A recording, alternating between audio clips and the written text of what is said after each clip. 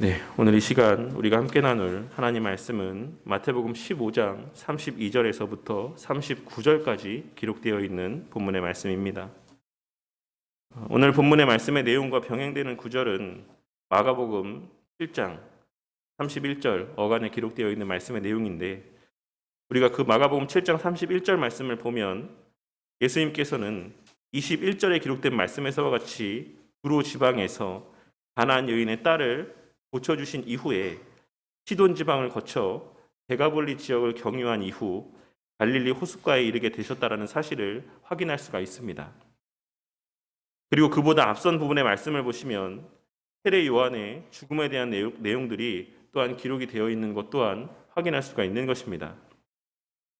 그러한 오늘 본문의 사건의 전후에 일어났던 여러 사건들을 고려해 생각해 보았을 때 예수님께서는 의도적으로 헤롯 안디바의 통치 지역을 벗어나셔서 분봉왕 빌립이 다스리고 있는 지역으로 자리를 옮기셨다는 사실을 확인할 수가 있는 것입니다. 왜냐하면 당시 헤롯 안디바는 예수님을 가리켜 세례 요한이 다시 살아나는 것이다라고 생각을 하고 있었기 때문에 그렇습니다. 그러한 이유로 예수님께서 거처를 갈릴리 호숫가로 옮기시고 그곳에 머무르시게 되자 많은 사람들이 여러 불편한 몸을 이끌고 예수님께 나아오고, 또한 몸이 불편한 수많은 사람들을 이끌고 예수님 앞으로 나와서 고침을 받게 되었습니다. 그리고 그와 같은 치유의 은혜를 체험한 자들은 31절에 기록되어 있는 말씀에서와 같이 이스라엘의 하나님께 영광을 돌렸다라고 오늘 본문의 말씀은 증거하고 있는 것입니다. 본문에서 마태가 특별히 하나님을 가리킴에 있어서 표현함에 있어 그냥 하나님이 아닌 이스라엘의 하나님이라고 명시하고 있는 것은 지금 이와 같은 말을 고백하고 있는 자들이 유대인들이 아니라는 사실을 은연중에 나타내 보여주고 있는 것이라고 할 수 있습니다. 이를 통해 우리가 잠깐 생각해 볼 수 있는 것은 예수님의 복음 전파 사역이 유대인들에게 뿐만 아니라 이방인들에게도 강력하게 전파되어져 가고 있었다라는 사실을 확인할 수가 있는 것입니다.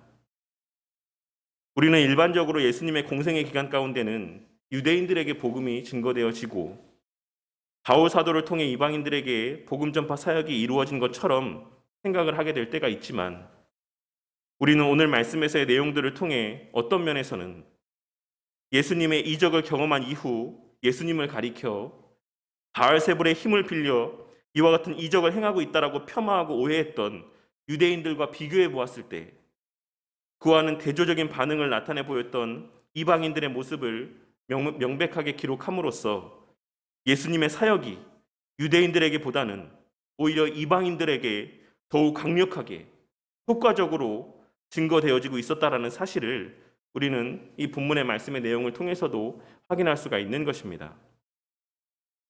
마태는 의도적으로 예수님의 이적에 대한 유대인들과 이방인들의 반응을 대조적으로 기록함으로써 그와 같은 사실들을 은연중에 나타내 보여주고 있는 것입니다. 예수님께서 갈릴리 호숫가 근처 산에 자리하고 있으심에 대한 소식을 듣고 많은 사람들은 앞서 말씀드렸던 바와 같이 여러 가지 목적으로 예수님 앞으로 나와왔습니다. 그리고 그들이 처음 예수님께 나올 때에는 어느 정도의 음식을 싸왔을 것이 분명합니다.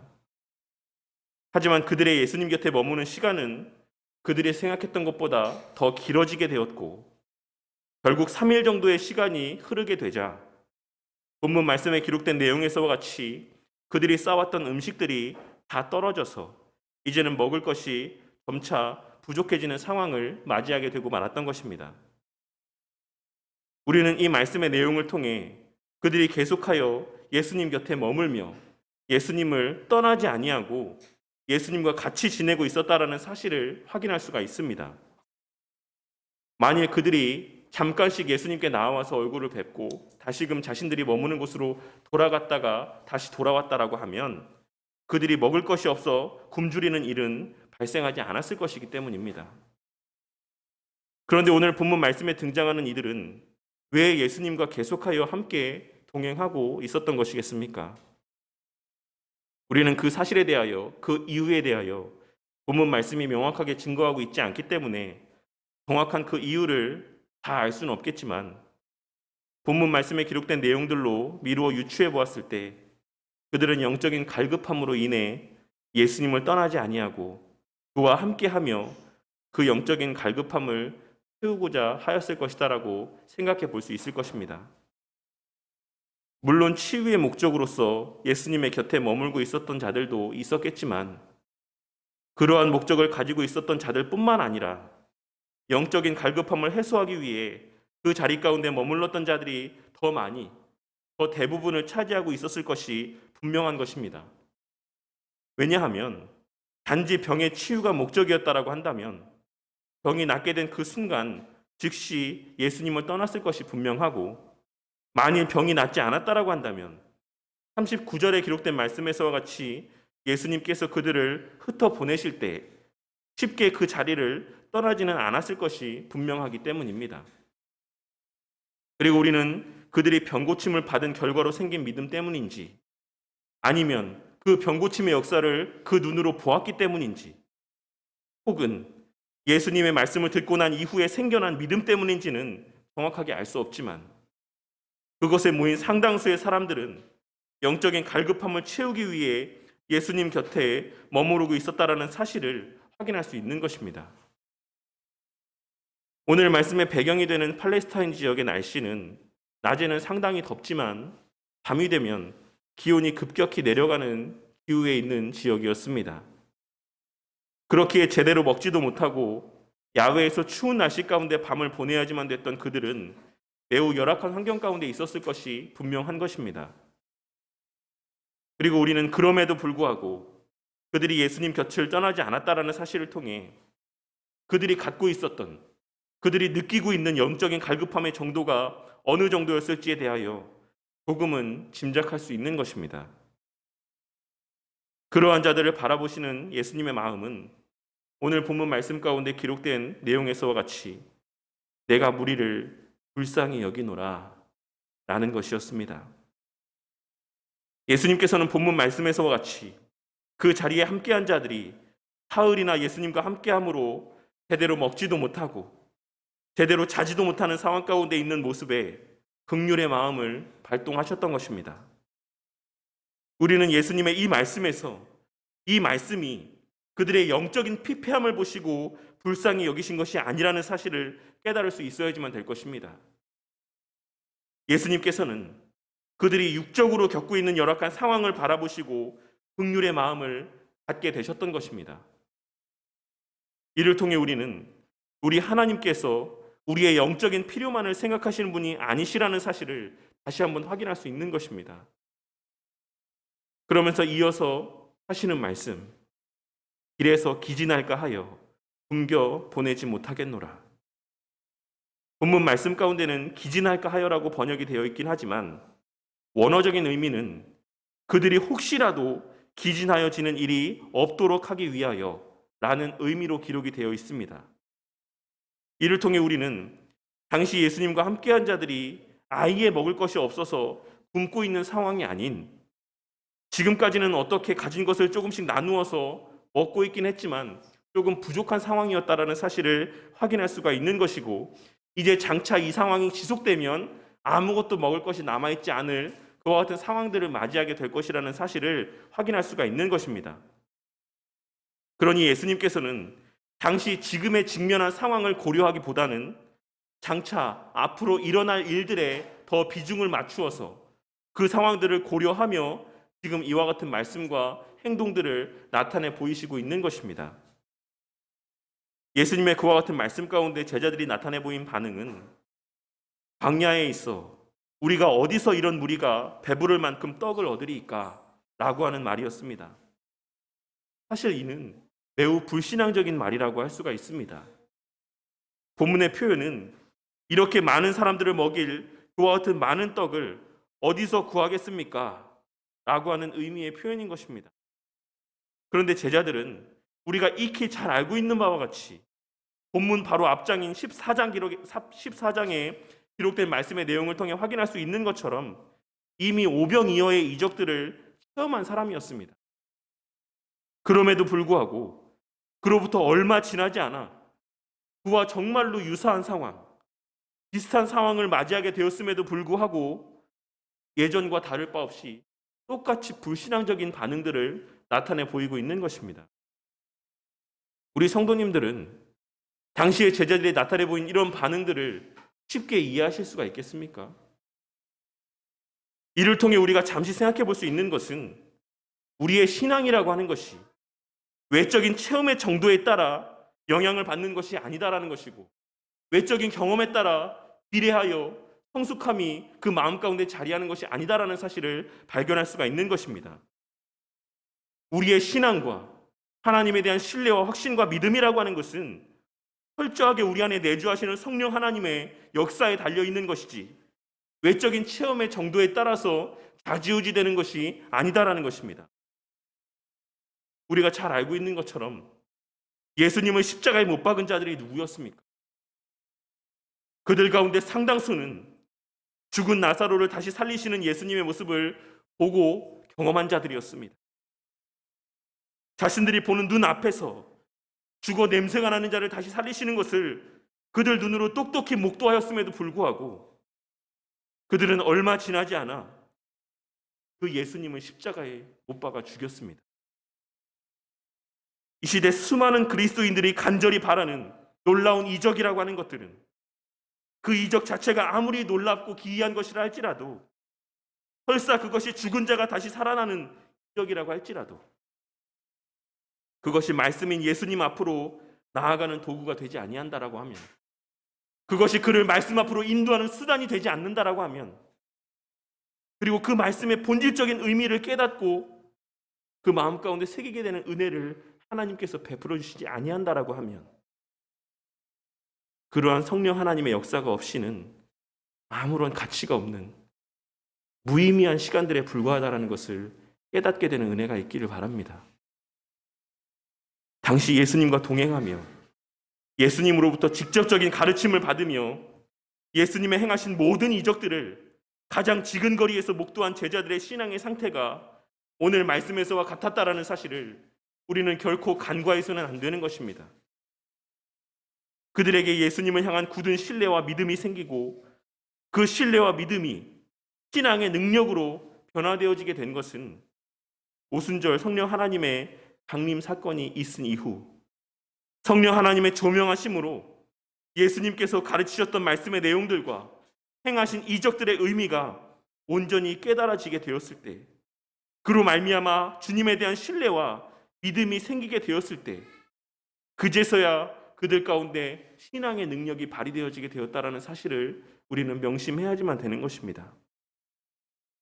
그러니 우리가 살아가며 우리 주님 앞에 진정 구해야지만 되는 것은 먹을 것이나 우리의 육신의 질병의 회복이라고 하는 어떤 놀라운 가시적인 이적이 아니라 말씀이 깨달아지고 그 깨달아진 말씀들이 믿어지는 은혜를 구함으로써 우리 주님을 향한 굳은 신뢰와 바른 믿음이 우리 가운데 자리하게 되므로 말씀을 통해 약속하신 그 신앙의 능력을 체험하고 우리가 장차 누리게 될 복된 시간들에 대한 신뢰와 확신이 굳게 자리하게 되는 은혜들을 구해야지만 되는 것입니다. 그러할 때 우리는 성경에 기록된 우리 신앙의 선배들과 같이 그 어떤 상황 속에서도 영적인 담대함과 능력을 발휘하는 삶을 살아갈 수 있게 되는 것입니다. 예수님께서는 제자들의 불신앙이 가득한 그 투정을 개의치 아니하시고 제자들을 향해 제자들에게 떡이 몇 개나 있는지를 물으셨습니다. 예수님의 그와 같은 질문에 대한 제자들의 대답의 내용에서도 그들이 지금 이 상황 가운데 얼마나 아무런 소망을 갖고 있지 않는지, 얼마나 아무런 기대 없이 지금의 이 상황들을 대하고 있는지를 확인할 수가 있습니다. 본문에 기록된 내용을 살펴보면 그들은 예수님의 그와 같은 질문에 대하여 대답하기를 완전한 문장도 아닌 그저 단어의 나열로 대답하고 있는 것을 확인할 수 있습니다. 예수님께서 지금 우리에게 지금 이 무리 가운데 먹을 것이 얼마나 남았느냐라고 물어보셨을 때 제자들은 7개와 두어 작은 생선들, 떡 7개와 두어 작은 생선들, 이라고 하는 그 문장이 완전하게 끝맺음하지도 않는 이러한 단어로 예수님의 질문 가운데 대답을 나타내 보이고 있는 것입니다.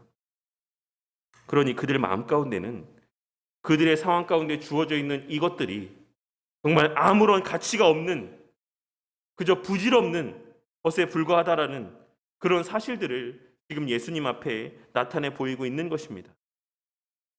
예수님께서는 그들의 그 대답 또한 개의치 아니하시고 사람들을 자리에 앉히신 이후에 떡 7덩이와 작은 물고기 2마리에 축사하시고 그것을 사람들에게 나누어 주기 시작하셨습니다. 그리고 그 남은 것을 거두게 하셨는데 그 양은 7광주리에 가득 차는 정도였다라고 오늘 본문 말씀 가운데 기록되어 있는 것입니다.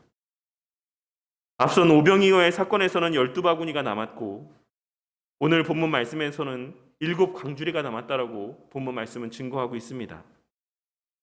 언뜻 보면 앞선 사건에서의 남은 양이 더 많아 보이는 것처럼 여겨질 수 있지만 앞선 사건에서의 기록된 표현은 바구니라고 기록을 하고 있고 오늘 본문 말씀에서는 광주리라고 표현하고 있는 것에 대해서 주목할 필요가 있을 것입니다. 그러니 실제로는 오늘 본문 말씀 가운데 남아있는 양이 이전 사건에서의 남은 양보다 더 많았다라고 보는 것이 합당하다라고 할 수 있는 것입니다. 하지만 중요한 것은 그것이 얼마만큼 남았느냐, 어느 때에 더 많이 남았느냐가 아니라 이 12과 7이라고 하는 숫자가 의미하는 바라고 할 수 있습니다. 성경에서의 12와 7이라고 하는 숫자는 언제나 완전함과 충만함을 의미하는 수입니다. 본문 말씀에서 위와 같은 개수의 바구니와 광주리에 차게 남게 하셨다라고 하는 것은 주님께서 우리에게 베풀어 주신 은혜의 양의 풍성함을 의미하는 표현이라고 할 수가 있는 것입니다. 주님께서 그들에게 베풀어 주신 은혜라고 하는 것이 그들이 풍성하게 먹고도 그 남은 정도가 온전한 정도의 넉넉한 은혜들을 하나님께서 베풀어 주셨다라고 하는 사실이 이 12의 바구니와 7광주리라고 하는 표현을 통해 증거되어지고 있는 것입니다. 이를 통해 우리는 주님께서 우리에게 베풀어 주시는 은혜라고 하는 것이 언제나 부족함이 없는 충분한 은혜를 쏟아 부어 주신다라는 사실을 확인할 수가 있을 것입니다. 그리고 난 후 예수님께서는 그 무리를 흩으셨다라고 본문 말씀 가운데 기록되어 있습니다. 이 말씀 가운데는 그 사람들이 계속하여 예수님과 함께 머물러 있기를 바랐다라고 하는 의미가 내포되어져 있는 표현이자 예수님께서 그와 같은 그들을 강제적으로 자신의 본래 자리로 돌려보내셨다라고 하는 의미가 담겨져 있는 표현이라 할 수 있습니다. 그리고 예수님께서 그들을 돌려보내신 이유는 그들 각자에게 생업이 있었기 때문에 그렇습니다. 그들이 그저 예수님 곁에만 머물러 사는 자들이 아닌 그들에게는 그 각자에게 맞게 주어져 있는 삶의 자리, 사명의 자리가 그들 가운데 자리하고 있었기 때문에 예수님께서는 그들을 각자의 본래 살던 곳으로 돌려보내셨던 것입니다. 그리고 예수님께서는 마가단 지경으로 가셨다라고 본문 말씀은 기록하고 있는데 마가복음 8장에서는 이 지역을 달마누다 지역이라고 기록을 하고 있고 또 일부 사본에서는 이 지역의 이름을 막달라라고 기록을 하고 있습니다. 이는 모두 동일한 장소에 대한 다른 이름의 표현이자 일반적으로 우리에게 막달라 마리아라고 알려져 있는 유명한 인물의 고향으로 알려져 있는 여겨지는 지역이라고도 할 수가 있습니다. 오늘 말씀에는 하나님 편에서 베풀어 주신 은혜에 관한 의미들과 또는 우리 편에서 추구해야 되는 신앙의 삶의 모습에 대한 가르침들이 기록이 되어 있습니다. 그 가운데 첫째로 하나님 편에서 우리에게 베풀어 주신 은혜에 대하여 생각을 해보자면 일반적으로 바른 신앙을 추구한다라고 생각하는 사람들 가운데는 하나님께서 우리에게 베풀어 주시는 은혜가 영적인 것에만 국한되는 것이다라고 생각하는 경우들을 보게 될 때가 많이 있습니다. 혹은 육적인 것 또한 하나님 편에서 해결해 주신다라고 생각을 하고 살아가긴 하지만 실제 삶에서는 내 육적인 삶에서의 문제와 하나님은 아무런 관계가 없는 것처럼 여기며 살아가는 자들도 쉽게 발견할 수 있는 것입니다. 하지만 오늘 본문 말씀은 분명하게 증거하기를 우리 주님께서는 우리의 영적인 필요는 물론이고 우리의 살아가며 실제적인 육적인 필요에 대하여서도 지대한 관심을 갖고 있으신 분이라는 사실을 우리는 본문 말씀의 기록을 통해 확인할 수가 있는 것입니다. 우리가 우리의 육적인 문제에 있어 하나님의 관심과 사랑을 신뢰하지 못할 때 우리는 우리의 신앙의 삶과 우리의 실제 삶이 괴리되어지는, 단절되어지는 것들을 경험하게 될 것이라고 생각을 합니다. 교회에 와서는 하나님을 신뢰한다라고 고백하며 교회 안에서는 그 누구보다 신앙이 있는 사람인 것처럼 행동하며 그 신앙을 표출하지만 그들의 각자의 삶으로 돌아가서 6일의 삶을 살아가는 과정 가운데는 세상을 신뢰하고 세상의 방법과 법칙을 더 신뢰하는 삶을 살아가게 되는 것을 경험하게 된다는 것입니다. 하지만 우리 성도님들께서는 오늘 말씀에서의 예수님의 나타내 보인 반응을 기억하고 하나님의 말씀을 신뢰하며 그 하나님을 신뢰하는 삶을 살아가는 성도님들이 되시기를 바랍니다. 우리의 실제 먹고 마시는 문제에 있어서도 우리의 이 땅에서 살아가는 그 모든 삶의 필요에 대하여서도 우리 하나님께서는 지대한 관심을 갖고 또한 긍휼의 마음, 불쌍히 여기시는 마음들을 나타내 보이신다는 사실을 깨닫게 되는 은혜가 있기를 바란다는 것입니다. 하나님께서는 절대 이 땅에 살아가는 당신의 자녀들을 굶어 죽게 내버려 두는 분이 아니십니다. 하나님께서 우리를 헐벗고 비참한 삶을 살게끔 내버려 두지 아니하신다는 것입니다. 비록 우리 삶에서의 어느 순간은 그와 같이 힘든 시절들을 통과할 때도 있겠지만 결코 하나님께서는 우리의 실제적인 필요를 모른 척 하시는 분이 아니시라는 것입니다. 그저 그들의 영적인 상태가 온전하기만 하면, 그들의 신앙이 온전하기만 하면, 그들이 이 땅에서 어떻게 먹고 지내든, 무엇을 먹고 어떠한 삶을 살아가건 그것에 대하여서는 무관심한 분이 아니시라는 것입니다. 오늘 본문의 말씀을 통해 예수님을 보기 위해 또한 예수님의 가르침을 듣기 위해 모였던 자들이 헐벗고 굶주렸을 때 그에 대하여 나타내 보이신 예수님의 반응이 무엇이었고 그에 대하여 나타내 보이신 예수님의 행하심이 무엇이었는지를 깨닫게 되는 은혜가 있기를 바랍니다. 그리하여 물질적인 염려들로 인해 물질적인 궁핍함으로 인해 하나님의 말씀을 등지고 세상의 법을 쫓아가는 사람들이 아닌 우리의 물질적인 필요에 있어서도 절대 모른 척하지 아니하시는 하나님을 신뢰함 가운데 늘 그 하나님께서 베풀어 주신 은혜로 말미암아 풍성한 은혜가 넘치는 삶을 살아가고 영육 간의 강건한 삶을 살아가는 저와 우리 모두가 되기를 바랍니다. 또한 둘째로 우리는 오늘 본문의 말씀을 통해서 우리 삶에서의 특별한 이적들보다 일상에서의 말씀의 은혜를 사모하는 삶을 살아가야지만 된다는 사실을 발견할 수가 있을 것입니다. 저는 성령 하나님의 특별한 역사를 부인하고 부정하는 자가 아닙니다. 때로는 우리의 신앙의 여정들 가운데 과학적으로, 의학적으로 설명할 수 없는 일들이 일어나는 것은 분명한 것입니다. 하지만 중요한 것은 그와 같은 일들이 일반적인 것이 아니다라는 사실을 우리는 명심해야지만 되는 것입니다. 오늘날 수많은 사람들이 소위 간증 집회라고 하는 곳에서 이야기하고 있는 나는 이렇게 하였더니 이러한 은혜들을 체험했다. 나는 이러한 열심들을 나타내 보였더니 하나님께서 이러한 놀라운 일들을 경험하게 했다. 너희들도 나처럼 이렇게 신앙생활하면 하나님께서 그 삶 가운데 이런 특별한 이적과 기적들을 체험하게 하여 주실 것이다 라고 하는 일들이 결코 일반적인 것들이 아니다라는 것입니다. 우리 성도님들이 생각할 때 하나님께서는 좋은 것을 제한적으로 주시는 분이라고 생각하십니까? 아니면 풍성하게 보편적으로 베풀어 주시는 분이라고 생각하십니까?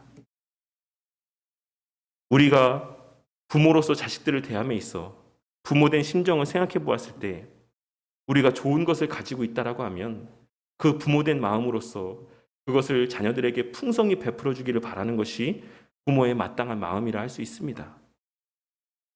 그렇다라고 하면 우리 하나님께서 우리의 삶 가운데 보편적으로 베풀어 주시는 은혜가 더 좋은 것이라고 할 수 있겠습니까?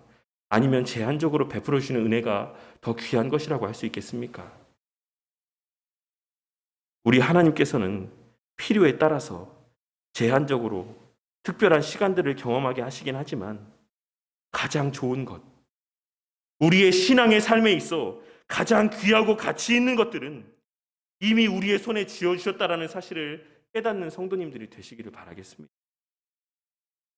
예수님께서 십자가에 달리신 것은, 그리고 그 후에 성령 하나님을 우리 각자에게 보내주신 것은 무당들도 할 수 있는, 예수님이 아닌 다른 이방의 신들에게서도 경험할 수 있는 그런 귀신을 쫓아내거나 의학적으로 고칠 수 없는 사람의 질병을 치유하거나 어떤 사람의 미래를 예언하게 하시기 위함이 아니라, 우리의 손에 금덩이를 쥐어주시기 위함이 아니라,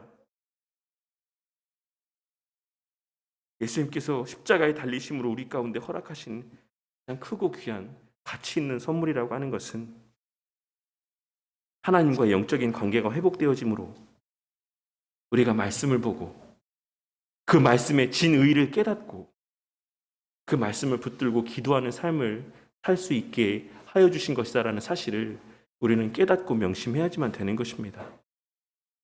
이제 우리는 누구를 대신 통하지 않아도 우리 각자가 주의 말씀을 묵상하고 그 말씀을 붙들고 기도할 때 성령 하나님의 은혜로 말미암아 그 말씀의 의미들이 깨달아질 수 있는 것이고 하나님과 교제할 수 있는 특권을 허락받게 되었다라는 사실을 깨닫게 되는 은혜가 있기를 바랍니다. 지금 내 손에 천하보다 귀한 보물이 쥐어져 있음에도 불구하고 그 가치를 모르고 썩어 없어질 것들의 기웃거리는 미련한 삶을 사는 자들이 되지 않기를 바란다는 것입니다. 우리의 일상에서의 말씀과 기도의 특권과 은혜들을 온전히 누리지 못한다라고 하면 우리 삶에서의 아무리 특별한 일들을 경험하게 된다라고 할지라도 소위 오늘날 신사도 운동을 하는 사람들이 이야기하는 것처럼 하늘에서 금가루가 떨어지고 그 멀쩡하던 이빨이 금리빨로 변하는 그런 엄청난 일들을 경험한다라고 할지라도 그 모든 일들은 아무런 가치가 없는 부질없는 체험들에 불과하다라는 사실을 우리는 오늘 본문의 말씀을 통해 깨달아야지만 되는 것입니다. 결국 우리의 삶에 있어 가장 귀한 것, 가장 가치 있는 것은 이 시간 우리가 주의 바른 진리의 말씀을 들을 수 있다라고 하는 것, 그리고 그 말씀이 믿어진다라고 하는 것, 그리고 그와 같은 말씀을 근거로 하여 하나님 앞에 기도하는 삶을 살아갈 수 있다라는 것을 명심하고 언제나 그 은혜 가운데 하나님의 영광을 드러내는 삶을 살아가는 저와 우리 모두가 되기를 바랍니다. 그리고 마지막 셋째로는 우리 각자에게는 각자의 사명의 터전이 따로 있다라는 사실을 명심하고 살아가야지만 되는 것입니다. 예전에는 그렇지 않았는데 오늘날 교회에서는 교회 안에서만 주구장창 머무는 친구들을 신앙이 좋은 자들이라고 이야기하는 모습들을 보게 될 때가 많이 있습니다. 공부도 열심히 하지 않고 그냥 교회에 나와서 교회 일만 열심히 하면, 교회 봉사만 열심히 하면 그러한 자들을 신앙 좋은 사람들이라고 이렇게 이야기하는 모습들을 어렵지 않게 보게 될 때가 많이 있는 것입니다. 하지만 과거에 우리 신앙의 선배들은 결코 그러하지 않았다라는 사실을 우리가 깨달아야지만 될 것입니다. 제가 예전에 사역했던 저희 모교회에서는 예전에 한 80년대 요 정도만 해도 교회에서 전도사님들이 그 교회에 속한 친구들의 성적표를 검사했었습니다. 그래서 어느 정도 일정 수준의 성적이 다다르지 않으면 교회 봉사를 시키지 않았어요. 왜냐하면 그들에게 주어진 그 도리가 역할이 무엇인지를 분명하게 인지하고 있었기 때문에 그렇습니다. 우리가 정말로 성경에서 증거하고 있는 6일과 1일의 삶에 대한 이 관계를 온전히 인지하고 자각하고 있다고 하면 우리에게 주어진 6일의 삶 가운데 우리가 애쓰고 수고해야 되는 것이 무엇인지를 바르게 인지하고 살아갈 수 있을 것이라고 생각을 합니다. 말씀만 끼고 살아간다라고 해서 결코 그 신앙이 좋은 것이 아니다라는 사실을 우리는 오늘 말씀의 내용을 통해 예수님의 말씀을 통해 발견할 수 있어야지만 될 것입니다. 교회 안에만 머문다라고 해서 그 신앙이 좋다라고 하는 착각을 해서는 안 된다라는 것입니다. 우리의 신앙이라고 하는 것은 우리 각자의 마음의 중심에 새겨지는 것이고 그 새겨진 신앙은 세상 가운데서 능력을 발휘하고 빛을 발하는 것이다라는 사실을 명심해야지만 되는 것입니다. 우리의 사명의 터전이라고 하는 것은 이 교회 안이 아니라 우리 각자에게 하나님께서 허락하신 우리의 삶의 터전이라는 사실을 우리는 깨달아야지만 된다는 것입니다. 그 안에서 우리는 치열하게 말씀을 쫓아 그리스도를 쫓아 그리스도인의 사명을 감당하는 삶을 살아야지만 되는 것입니다. 그것이 예수님께서 오늘 본문 말씀에서 자신을 따라오는 자신의 곁에 머물고자 하는 그 무리를 흩으시고 각자의 삶의 터전으로 돌려보내신 이유라고 할 수가 있는 것입니다. 바른 신앙이 그 마음 가운데 새겨졌다라고 한다면, 그 마음 가운데 그 10년 가운데 그리스도가 자리하고 있다라고 한다면 이제 그 신앙을 우리 실제의 삶 가운데 치열하게 증거하고 나타내며 살아야 되는 것이 우리 그리스도인에게 부여된 사명인 것입니다. 이 말은 단지 좋은 대학 들어가라, 좋은 직장에 들어가라 라고 하는 것을 말하고 있는 것이 아니라는 사실을 깨닫게 되는 은혜가 있기를 바랍니다. 우리가 어느 자리에 있건, 우리가 세상에서 어떤 삶을 살아가건 그 순간 하나님께서 나에게 허락하신 그 자리가 바로 사명의 터전이라는 사실을 말씀하고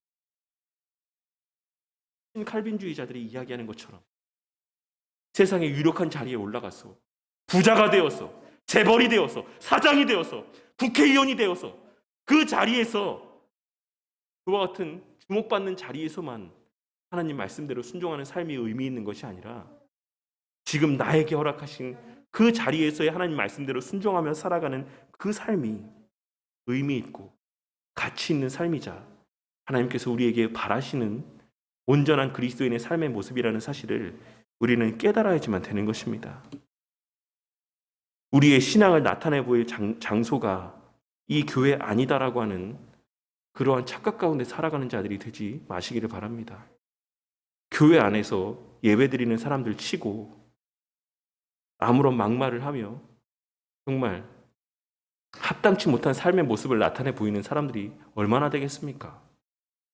절대 다수의 사람들은 교회 안에서 이 주일에 예배를 드리는 시간들 가운데는 그 누구보다 거룩하고 그 누구보다 선한 사람인 것처럼 말하고 행동하는 것이 일반적인 모습인 것입니다. 하지만 우리 주님께서 우리의 신앙을 점검하고 드러내게 하시는 것은 그 하루에 주일의 예배 시간이 아닌 우리에게 주어져 있는 6일간의 내 삶의 터전에서의 시간이라는 사실을 우리는 깨닫고 명심하고 살아가야지만 될 것입니다. 하나님께서 우리를 먹이시고 입히시니 먹고 사는 문제에 있어서만큼 세상의 법을 따라야지만 된다라고 하는 그런 우매한 자들의 잘못된 미혹에 빠져 살아가는 자들이 되지 않기를 바랍니다. 그 일을 위해 일상에서의 삶에서 특별하고 희귀한 은혜를 쫓느라 정작 중요하고 가치 있는 것, 말씀을 보고 기도하는 은혜들을 놓치는 삶을 살아가는 미련한 자들도 되지 않기를 바랍니다. 그리고 그렇게 허락하신 하나님을 향한 신뢰와 확신을 교회 안에서가 아닌 이 예배의 자리에서만이 아닌 실제 나에게 허락된 그 삶의 현장에서 사명의 터전에서 능력 있게 발휘하는 우리 바른교회 성도님들이 되시기를 바랍니다. 비그리스도인들보다 더 치열하고 영적인 삶을 통해 열정적인 삶을 통해 하나님의 영광을 나타내고 하나님의 이름을 높이는 그와 같은 삶을 살아가는 우리 모두가 되기를 바란다는 것입니다. 쟤는 교회 갈 줄만 안다. 쟤는 예배 드릴 줄만 안다. 그러한 말들이 아닌, 역시 교회 다니는 사람은 뭐가 달라도 다르다라고 하는 그와 같은 말들을 우리의 삶 속에서 듣게 되는 그와 같은 은혜가 있기를 바랍니다.